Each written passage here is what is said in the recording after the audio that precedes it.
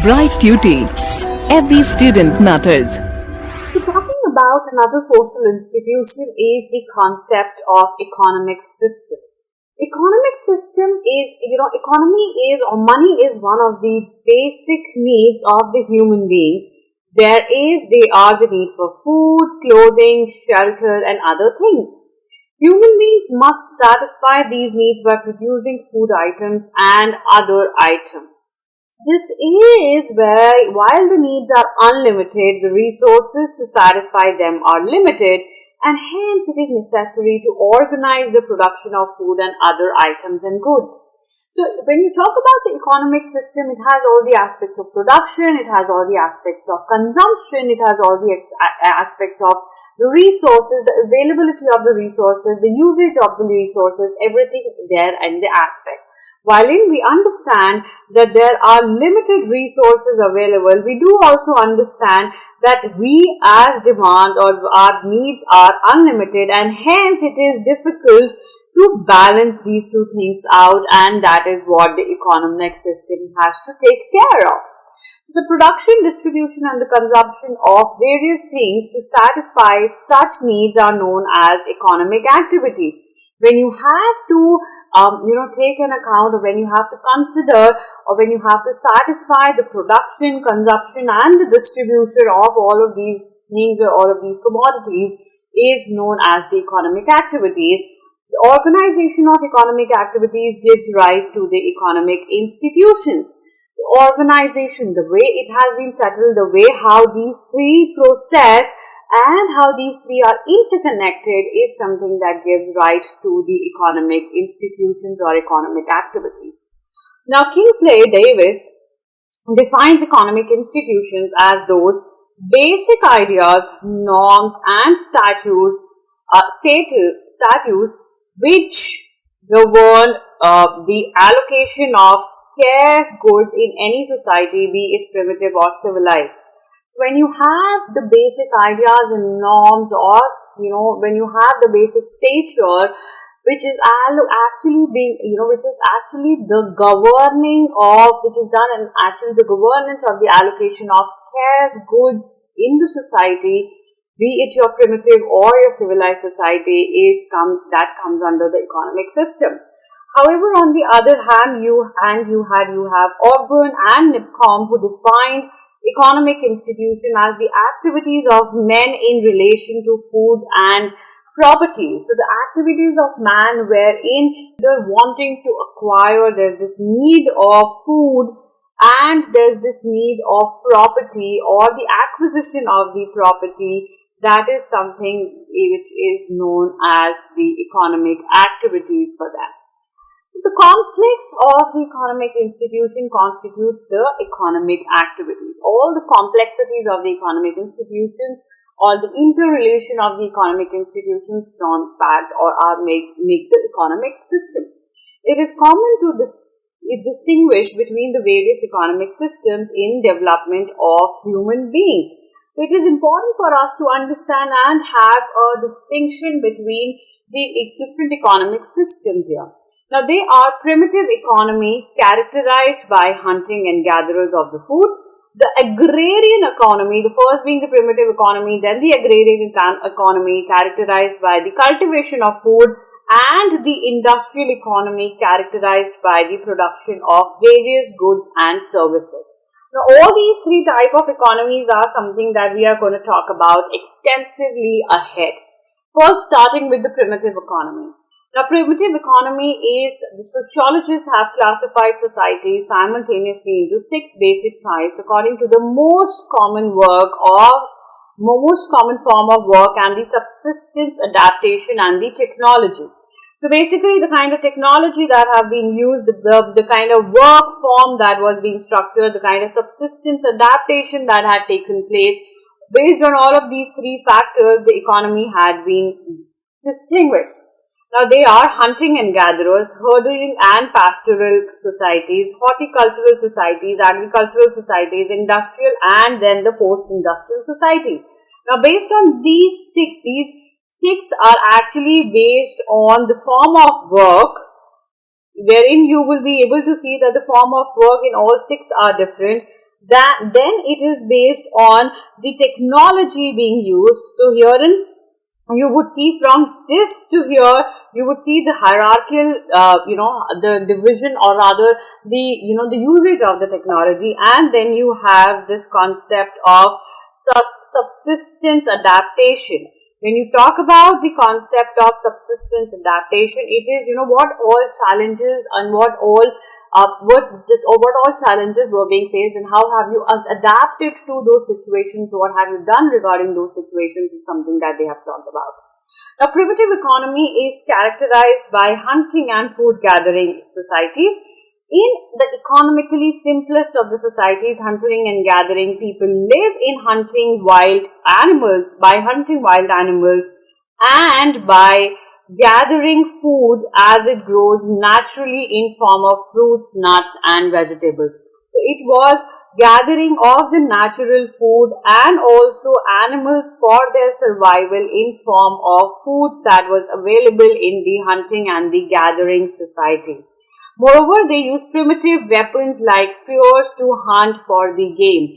It was primitive. It was, a very simple form of weapons, very, something that was natural, very natural in terms of their formation that was being used for the hunting.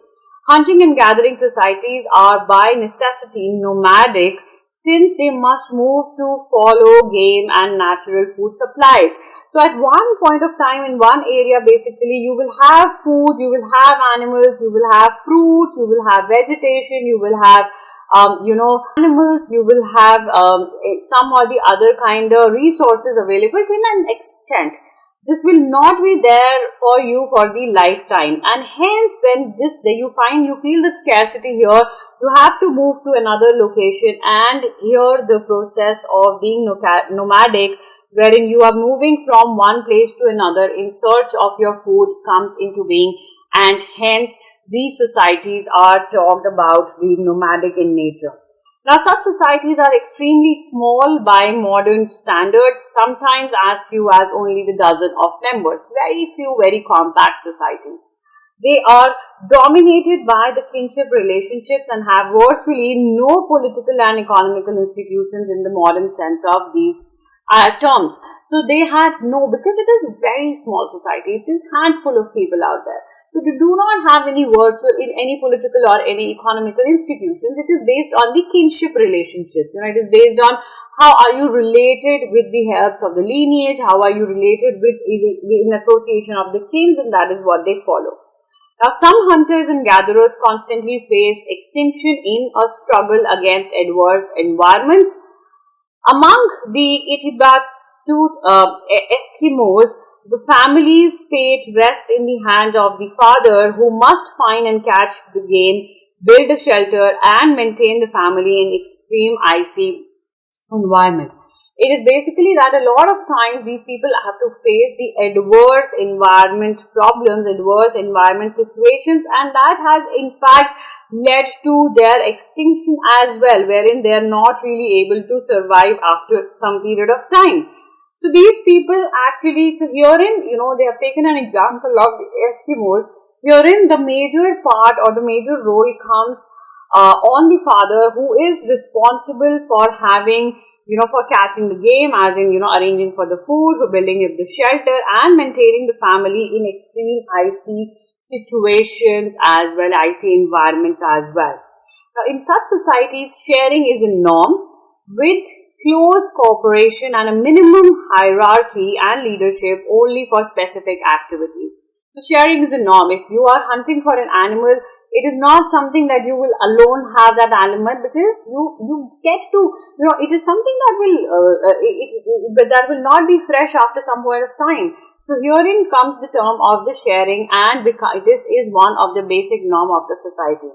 Though the hunting and gathering lifestyle seems alien to us, it has been the most common form of society for a lot of the human history. In such societies, the social structure is relatively simple, because you have very small amount of people staying in the society, because mostly they are related with the kinship relationships, because there is no political, no social, rather no economical institution present in here. that makes the society pretty simple to stay in. They say that often men do the hunting and women do the gathering. So you have clear role division in terms of work as well. So you know who will be working, you know who will be working for what, and who will be taking care of what other entity.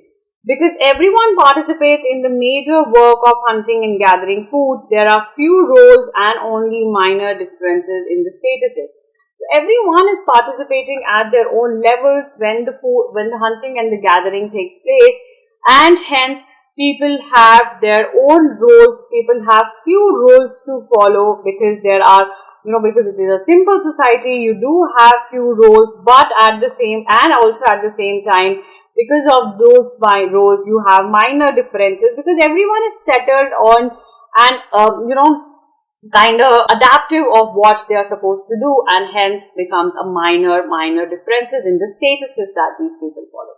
Now, this is more or less about the first society, that is the first economy, that is the primitive economy.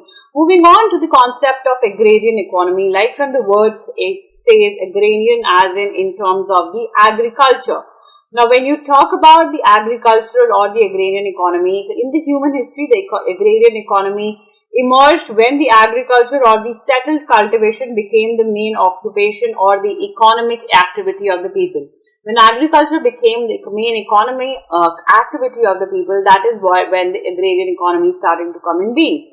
Settled agriculture implied the cultivation of crops on small land. This brought about a more assured food supply because everyone was working on their own small piece of land, of their own same land. On the same land, people were putting all of their efforts in one particular aspect of land. Hence, it assured the supply of the food. This led to the growth of the population and the emergence of the village communities, because it led to the growth of population because people saw that there is work available, there is food available, you have some or the other kind of profit available, and hence you had people migrating from other places in search of food, in search of work out there, and hence you had more and more population coming in, and because of that you had the emergence of villages. In the agrarian society, many other economic activities associated with agricultural life also grew, such as earthen pottery making, weaving and carpentry. If you have people of one community staying in, you need other communities to be present to satisfy their needs, their basic needs. So you would need transportation, you would need carpenters, you would need pottery people, you would also need someone who sells fertilizers and pesticides. So all of these things started to come in, and hence in an agrarian economy, land became the basic property and source of production, and the institution of private property took place. Now, this is very, very important. So, what is your source of, what is your basic source of income? That is your land, because your land is something that you're cultivating upon, and hence land became one of the basic properties and the source of production, and private property ownership came into being from this particular economy, that is the agrarian economy. Now, the villages were economically self-sufficient because you had people of all the entities there trying to help each other, trying to build their interconnected zone, and hence the villages were pretty self-sufficient. In rural economy, family was the basic unit. Family was the basic unit because it was just the families together making that one unit of village, and that is how it grows, and it went. In the course of time, different classes of people came into existence. Chief among them were the landlords or the owners of the land, actual cultivators who were tenants, and landless agricultural workers. So there was this owner class, which was the owners of the land or the landlords, and the people who were working on those land were basically the tenants or the workers community that was doing the work there. So traditional agrarian economy had the following features. The agricultural activities were only for consumption. You were only involved in the agricultural activities for the aspect of consumption. that is for your own consumption. Agricultural yield was low and there was often scarcity of food because you are not really doing it for the selling purposes, and you did not have a lot of technology at that point of. There was lack of technology at that point of time, so the agricultural produce was very low and you actually had the scarcity of food. Work was mainly manual, again because of the lack of technology, done with hands and the use of animals and human power.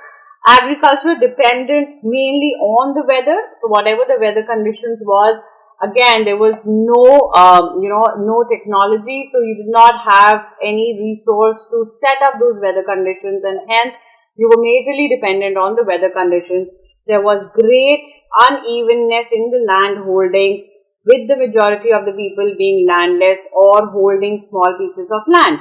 So there was inequality, the basic inequality that was prevalent in the society, because the main property, the main unit was the land, and because of the inequality in the distribution of land, there was the hierarchical division that was being seen in the society. Now, with the development of science and technology, the agrarian economy had undergone a radical change. Use of machinery, scientific techniques had improved the production, and agriculture has become capitalist in nature, wherein it is not just about the consumption but also about the production, selling, and the consumption part of it involved in this whole process of agriculture. Food and other cash crops are grown not only for consumption but also for the sale in the market, like something that I just said. Now in India, the agrarian economy has undergone far-reaching changes because of the land formation and the green revolution. Thus, the modern agrarian economy differs from the traditional agrarian economy. The modern agrarian economy has a major role of science and technology, has a major role of changes that have seen due to the green revolution and due to the land reforms, wherein the traditional form of agrarian economy had nothing of these privileges to be seen there. So this is more or less about the agrarian economy. Moving on to the concept of industrial economy. Now, the modern economy is the industrial economy. Today, if we talk about the economy, it is the industrial economy. Its foundation was laid in the middle of 18th century with the advent of industrial revolution in England. Now, industrial revolution essentially refers to the replacement of manual power by the mechanical power in the production processes. So when you are involved in the production processes, and when you have, when your manual power, when your hand power is replaced by the machineries, it is replaced by the mechanical power of the machines, it is replaced, the human beings are replaced by the machines, it is known as that is what actually happened in the Industrial Revolution. So before the Industrial Revolution, the family was the unit of production. You had family who was involved in all the processes of production, and the members of the family were the workers, and rarely any labor was hired. So you had one person who was actually making the clay pots, there was one person who was taking care of the kind of strengthening of the clay pots, then there was another one who was painting that, there was another one who was designing it, and another one who was going to sell that. So it was family as a unit. The whole family was involved in the process of production, in the process of, let's say transportation, grooming it, designing it, all of it was done by the different members of the family. So the industrialization entailed the growth of the factory system. There was growth of the factory system of production. As a result, production of goods increased in quantity because of the use of machinery, because there was, this used to take a lot of time because it is all manpower. It is all, people doing it on their own. However, with the use of machinery, it became a quick process wherein, people were able to manufacture more or to produce more in less amount of time, and there was an improvement in the quality and the variety.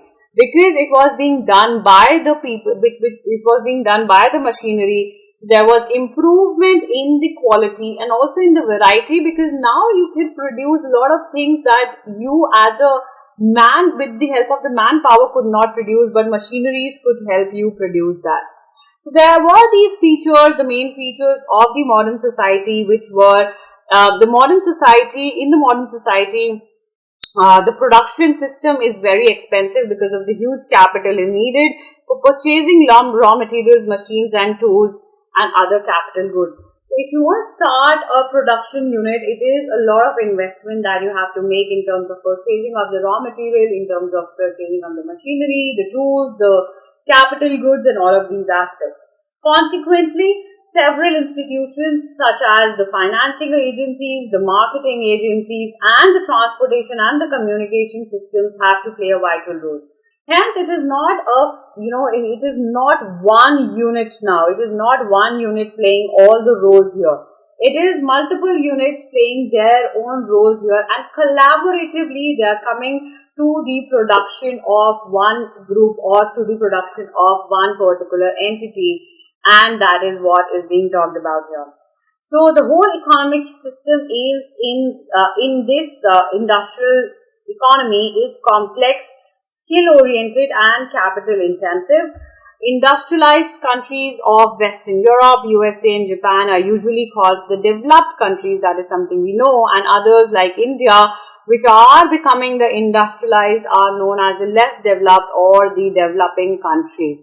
This is what is about the industrial economy. This is how we are still in the process of growing as an industrial unit. We are still in the process of growing as going towards the developed nation or towards the developed countries aspect, and we are working towards it. Now, coming to the context of the mixed economy, which is again a very major aspect. So, India's economy or the Indian economy is considered to be the mixed economy. Now, why is that? Because mixed economy is a compromise between the two economic systems, capitalism and socialism. So, you are trying to have the concept of capitalism as well as socialism in here in the economic sector of the mixed economy. It is a system which is free from the evils of both capitalism and socialism, but integrates the good features of both. So it is something that is not actually following all the aspects of capitalism, not all the aspects of socialism, but actually it is an integration of following the good features of both the economies, and hence is known as the mixed economy. Now, if you talk about it, that is why it is known as mixed economy, which is a golden mean between the capitalism and socialism. It is through planning that the merits of socialist economy are imparted and defects of capitalist economy are set to be removed. So what all are the positives of the socialist economy are actually inculcated, and what all are considered to be the negatives of the capitalist economy are tend to be removed in this aspect of mixed economic system. So the planning in a mixed economy is not comprehensive in sense of socialist planning. It divides the economy into the public spheres or the public sectors and the private spheres or the private sectors for all the purposes of economic development. Now, what is the public sphere and what is the private sphere? Let us try and understand. The public sector is under the direct control of the government, which regulates its production and distribution. All the services in which the profit expectations are low and investments are large with long gestation period are operated under the public systems such as railways, roads, air transport, power generation plants, posts and telegraphs, etc. Now, there are 3 points for us to understand. The profit is less.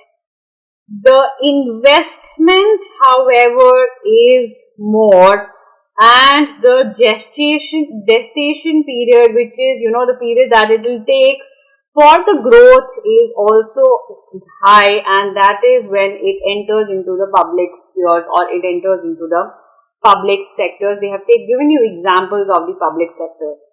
Now, there are in fact public utilities which are operated by the state for the public welfare. Besides defense, atomic energy, heavy, basic and strategic industries are all operated under the public sector.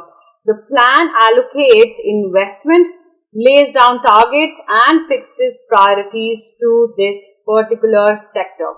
Now herein within they say that there are some things which are being taken care under the public sector because of the public welfare is because since the investments are high, and also there are some things like some things like let's take an example of railways. If the railways are given totally in the hands of any of the private players, he or she may use it to an extent of making profits for themselves, the maximum extent of making profit for themselves. However, it is being said, however it is being seen that this might be not in the positive sphere of a public welfare. People or public would face a lot of challenges because railways, water, roadways, all of these are the basic necessities of the people around.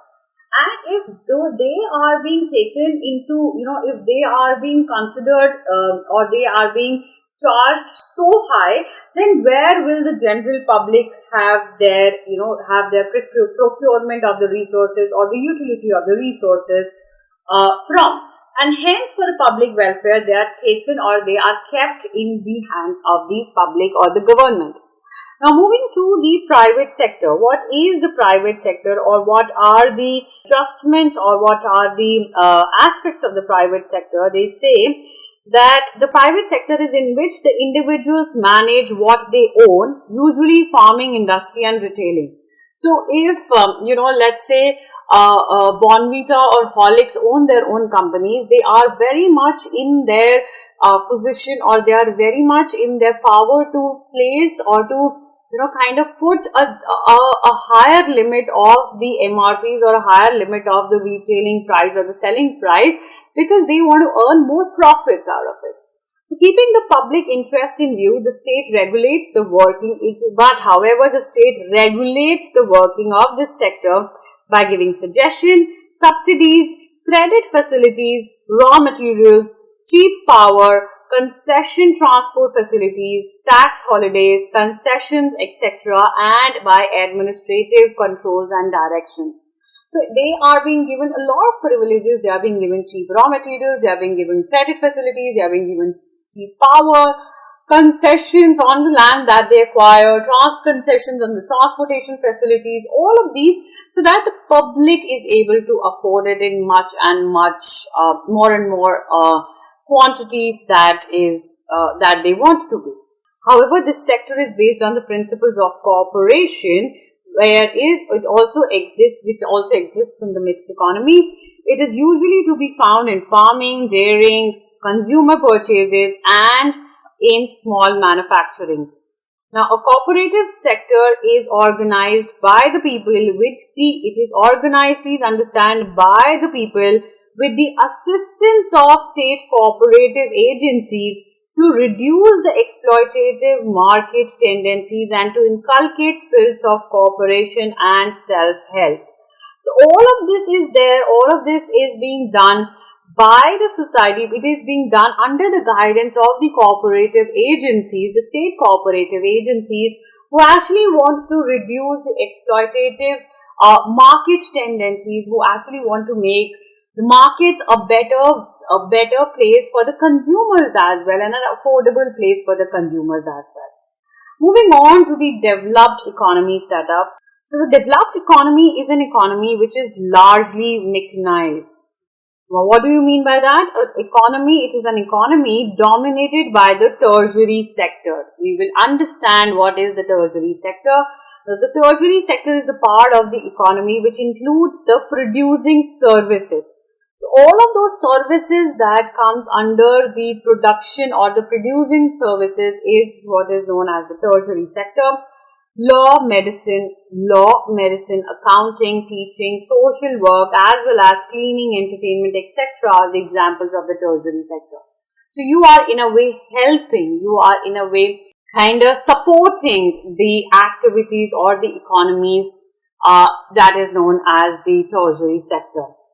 Now, herein they have written that a developed economy is that economy in which there are high levels of living, high per capita income, high consumption levels, good health services, low death rates, low birth rates, etc., and in which the available stock of capital goods are sufficient to employ the available labor force on the basis of the modern techniques of production.